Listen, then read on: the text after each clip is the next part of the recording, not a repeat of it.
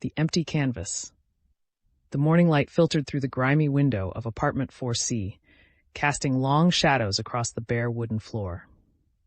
Marcus Chen stood at the window, watching the street below come alive with the rhythm of another Tuesday in the Bronx. Delivery trucks rumbled past, their exhaust mixing with the scent of coffee and frying bacon from the bodega on the corner. He'd been in New York for 3 weeks now, and the city still felt like a stranger's dream, loud, chaotic, indifferent to his presence. The apartment was nearly empty. A mattress on the floor, a card table with 2 folding chairs, and 3 cardboard boxes that contained everything he owned.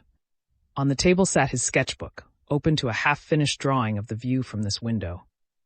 Marcus turned away from the glass and picked up the sketchbook, studying the lines he'd drawn the night before. They were good, better than good, but they felt hollow somehow, like he was still learning the language of this place. In San Francisco, he'd known every street corner, every face. Here, he was starting over. His stomach growled, reminding him that he'd skipped dinner the night before to save money. The job at the print shop didn't start until Monday, and his funds were running dangerously low. He'd have to make the remaining $23 last another 5 days. The knock on the door startled him. Marcus wasn't expecting anyone. He didn't know anyone in this building except for Mrs. Kowalski downstairs, and she'd already made it clear she didn't approve of artists moving into her building. He opened the door to find a woman about his age standing in the hallway.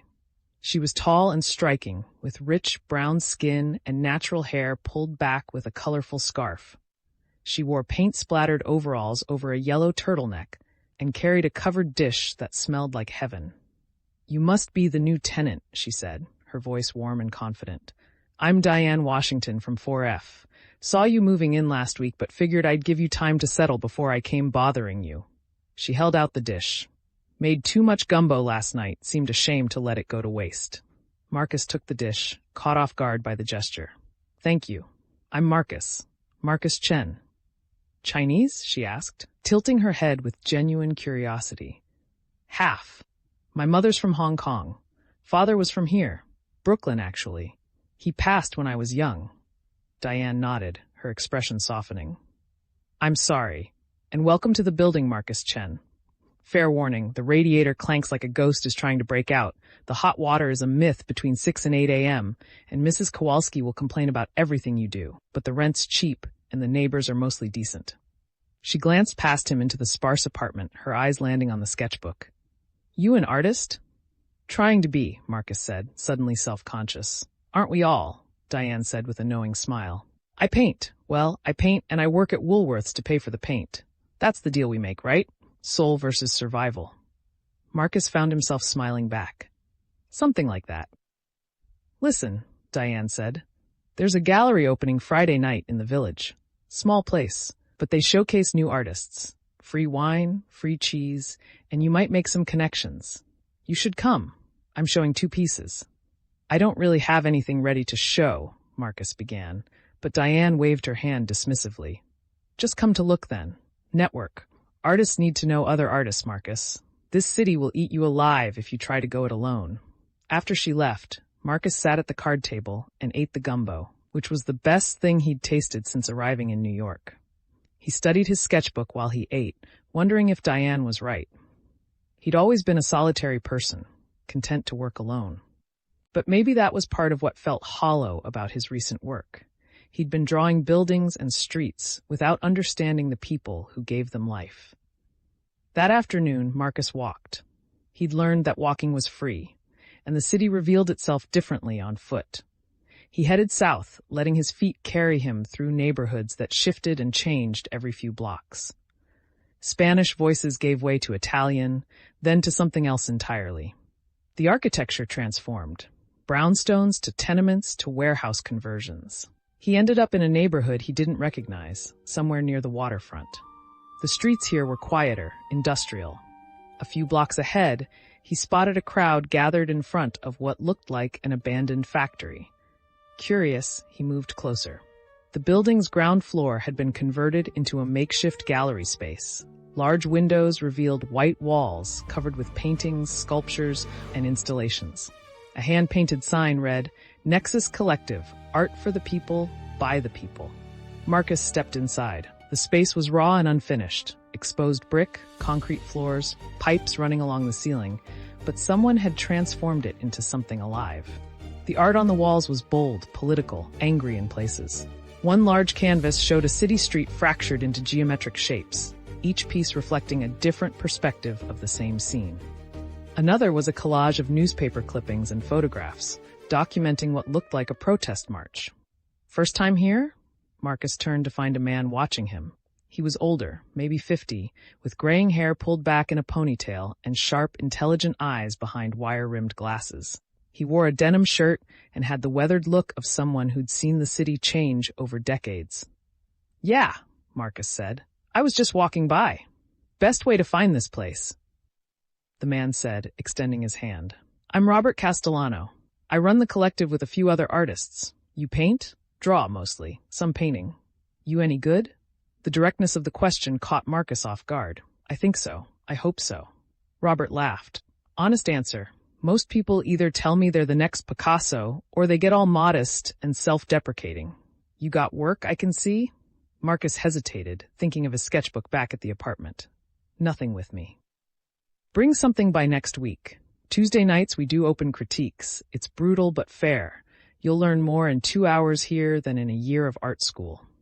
He pulled a card from his pocket and handed it to Marcus. "We're always looking for fresh perspectives." As Marcus walked home, the card felt heavy in his pocket. The Nexus Collective. It felt like a door opening, or maybe a test. He thought about Diane's invitation to the gallery, Robert's offer to critique his work. Maybe the city was trying to tell him something. Back in apartment 4C, as the sun set and the streetlights flickered on, Marcus opened his sketchbook to a fresh page. He didn't draw the view from his window this time. Instead, he drew Diane standing in his doorway with her covered dish, the way the light had caught the paint stains on her overalls. He drew the fractured city painting from the collective, trying to capture what had moved him about it. He drew until his hand cramped and the light faded too much to see clearly. When he finally stopped, he realized something had shifted. The drawings felt different, more alive, more honest. Maybe it was the gumbo, or meeting Diane, or finding the collective. Maybe it was just finally allowing himself to see this city as something more than a place to survive. His stomach growled again, reminding him he'd eaten nothing since the gumbo at lunch. $23 until Monday. He'd have to be careful. But as he looked at the drawings spread across his card table, he felt something he hadn't felt since leaving San Francisco. Possibility. The radiator clanked to life, just as Diane had warned. Outside, someone was playing jazz on a record player, the music drifting up through the building's old bones. Marcus smiled and turned to a fresh page in his sketchbook. There was still light enough for one more drawing. He sketched quickly, letting his hand move without overthinking. When he finished, he'd drawn the empty apartment, but not as it was. He'd drawn it as it could be, filled with canvases, art supplies scattered across a real table, light streaming through clean windows. A vision of a future that felt, for the first time, actually possible. The phone rang in the hallway, the shared line for the floor. Marcus heard Mrs. Kowalski shuffling out of her apartment to answer it, her voice sharp and irritated. A moment later, she was pounding on his door. "Chen, phone for you." Marcus opened the door, confused. "For me? Nobody knows I'm here." Mrs. Kowalski glared at him. "Well, somebody does. And next time, tell your friends to call at a decent hour. Some of us have to work in the morning." It was barely 8 o'clock, but Marcus didn't argue. He walked to the hallway phone, the receiver dangling from its cord. "Hello? Marcus Chen?"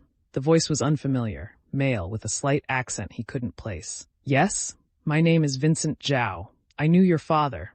I need to speak with you about something he left behind. Something important. Can you meet me tomorrow?" Marcus felt his heart skip. His father had died 20 years ago when Marcus was only 5. He had almost no memories of him, just fragments, a laugh, strong hands, the smell of cigarette smoke and printer's ink. "What did he leave behind?" Marcus asked carefully.